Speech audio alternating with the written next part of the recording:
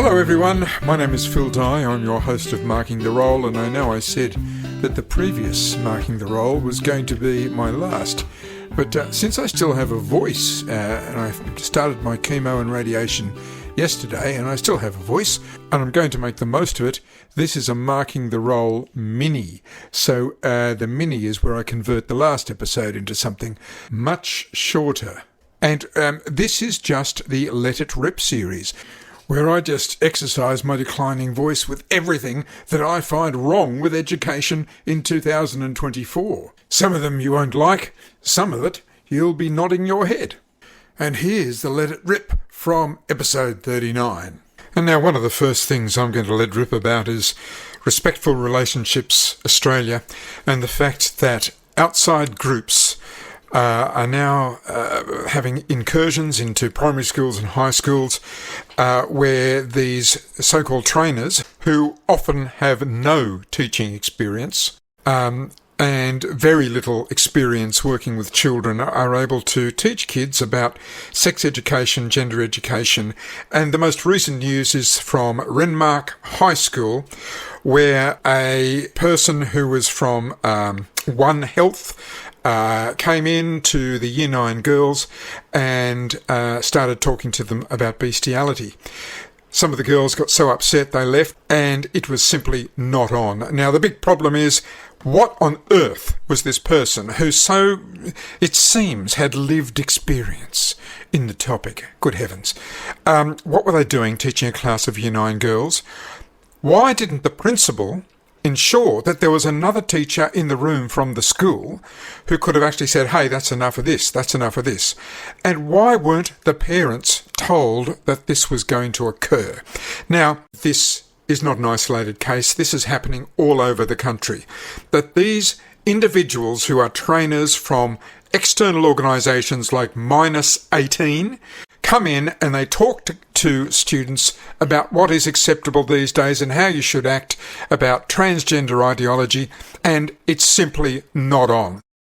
And if parents are worried about that, Pride Month is coming up soon in June, and a school in Tasmania, Bellerive Primary School, is flying the Pride flag, which includes that triangle for transgender identity. Now, I think it's okay to fly the Indigenous flag, they can fly the Red Cross flag, they can fly lots of things. But to fly the Pride flag at a time when transgender stuff is being very, very contested, and if anyone's heard the Cass review, or if parents don't know what that's about, I suggest you just look it up. Google the Cass review. It slams gender dysphoric treatment of children and the entire gender dysphoria contagion in schools and the way that's being dealt with. As a matter of fact, all gender education in schools in the UK has now been banned. So Bellerive Primary School, and the principal is Duncan Grove, clearly believe that children aged 5 to 12 should engage in a cause about sexual attraction and transgender politics. Now, I tried to call Duncan Grove and was told by the secretary I'd have to go through the Tasmanian Department of Education, and I know full well they won't let me speak to him. But it is a travesty, I believe, that the flag is being flown when there'd be a majority of parents, if they knew about what was happening with children with gender dysphoria, they would be horrified and not let this flag be flown. Now, I'm sorry for the LGB population because they don't agree with this TQA belief and ideology either. But I'm afraid that LGB is being caught up with it and being dragged down by transgender ideology. It's up to teachers to call it out, and actually up to parents to call it out. And parents have just been too damn kind for the last 3 years and said, oh yes, we love this gender and diversity inclusion stuff. It sounds so lovely. Yes, it sounds lovely, but there really is a wolf in sheep's clothing here, and there is a lot going on, and it's time for parents to say, that's enough, we've had enough, and our kids cannot be taught by these idiots. It's time to stop gender radicals telling your children they could be born in the wrong body. It's time to stop third-party businesses teaching your children about transgender ideas, bestiality, and being queer. If you're a teacher, parent, or anyone concerned about these things, please put your name to the Declaration of Biological Truth Australia. It's safe, easy, free, and you can sign privately so your name won't show. Over 1,000 parents, teachers, doctors, and concerned Australians have already signed. Just search for Declaration of Biological Truth Australia. I'm going to look at a few other things as well. And one of these that I feel strongly about, and I know many teachers do, is the inclusion policy of having kids with quite extreme disabilities in a classroom. They're expected to learn what other students learn. They're expected to be evaluated in a similar way. And this inclusion policy has gone way too far. And the DEI types in the different state departments of education have really got to pull their heads in and look at what the majority of parents and students want. Students who don't fall into the disability category, and other disabled students who haven't got disabilities that inhibits their learning or their behaviour are getting angrier and angrier that inclusion policy now includes kids who cannot behave in the classroom, who can't possibly learn, and are taking all of the attention from the teacher, which means the teacher can't give it to the other students, which are really, 85-90% of the students. Now, there are groups in this country who are really pushing for even more inclusion and for the closure of special setting schools. And that is absolutely ridiculous. I know New South Wales, good on them. They've come out and said that they support special setting schools. Tasmania is trying to get rid of all of them. All of them.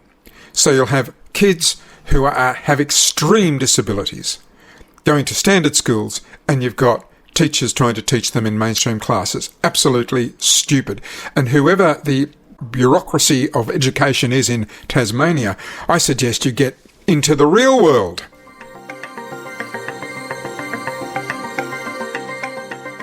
Now, I said I was going to let rip on a couple of other issues, and one issue that really gets to me is the disproportionate amount of women in the education bureaucracy compared to men, and indeed in teaching compared to men.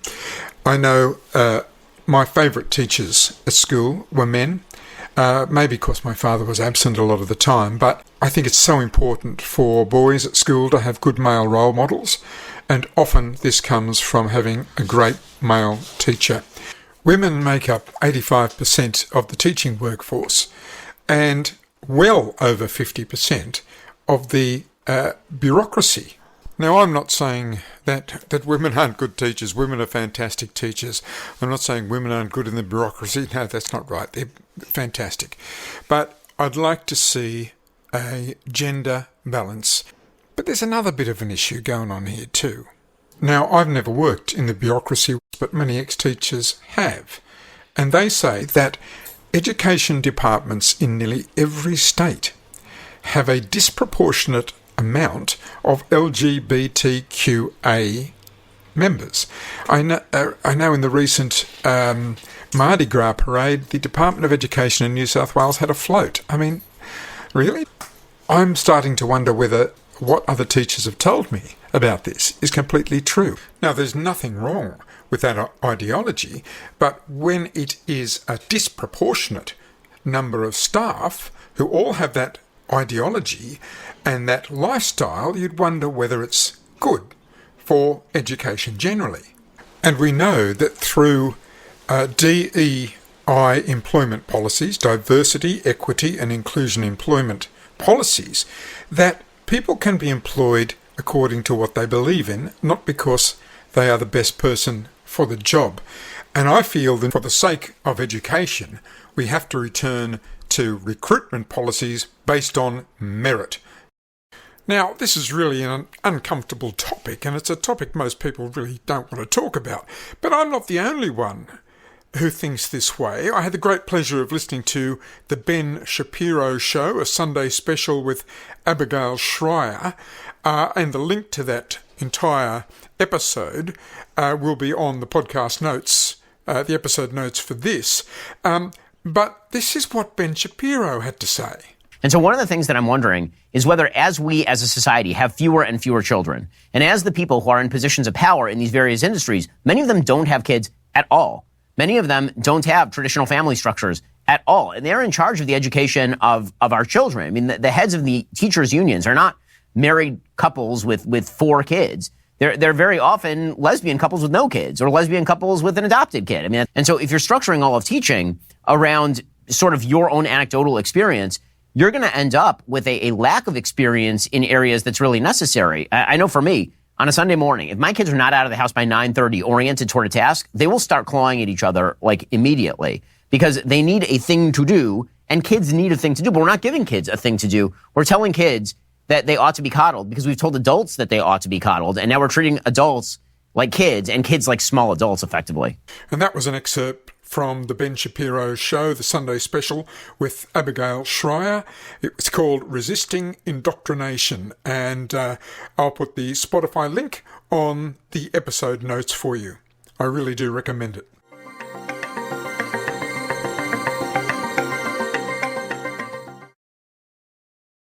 Now, the last thing I'm going to let rip about is about welcome to country, and especially in education circles and in schools. I don't have much against a short welcome to country where it's necessary, where the context is right. But I've been to meetings at Macquarie University where virtually everyone who stands up to say something does a welcome to country. I mean, really? Do we need that? But I think the most overdone thing I have ever seen is the welcome to country for new science, medicine and biology students at the University of Wollongong in February 2024. This went for 1 hour. I went there and all of the students were gathered on this lawn and there was a talk, and then someone else played a little song and a didgeridoo. I thought that was the end of it. But no. The students were then told about the importance of the welcome to country, and they were told that they were going to walk the walk of the snake, and they were going to weave their way around a certain part of the campus in the pattern of a snake. First, they were going to have some ochre put in their hair, and then they were going to be doing the walk of the snake in a big line all the way around, which probably went for about 300 metres, I suppose. And then they were going to walk up towards the hall where they were going to have their orientation, and they were going to have the smoking ceremony. The smoke was going to put onto their face. And I thought, I'm amazed at this because the students haven't been given an opt-out. Now, I sometimes go to a Catholic church. I'm not Catholic, but I really like the ritual, the ceremony, and I love the singing. Now, I'm not forced to go and have some wafer and a bit of wine, and I never do. Even when there's a welcome to country at the football, say, you don't have to watch it. You can go downstairs and grab a beer, or you don't have to be engaged with it. But these students were not given an opt-out at all. And you might be thinking, oh, well, they could have walked away. Now, what 18-year-old is going to say, oh, look, excuse me, this is against my belief system. I don't believe in the serpent and want to be doing this walk. I'm going to just go and stand over here. No 18-year-old student who's just going to university for the first time and wants to be on the good side of everyone is going to do that. So these students, I think, were coerced into doing this walk of the serpent, getting ochre in their hair, and I'm sure they didn't turn up to that day of orientation expecting to get ochre in their hair, nor expect to be breathing in smoke. I just hope there weren't many asthmatics. So it was way, way over the top. But these poor students, fresh out of high school, were really forced and coerced into doing it. That was simply not on. The University of Wollongong has become the University of Woke. And that was episode 40, a mini from episode 39, containing all the little let it rip segments. And no, there won't be a trigger warning. You just have to suck it up. My name's Phil Dye. I'll keep doing this as long as my voice holds out. Thanks for listening.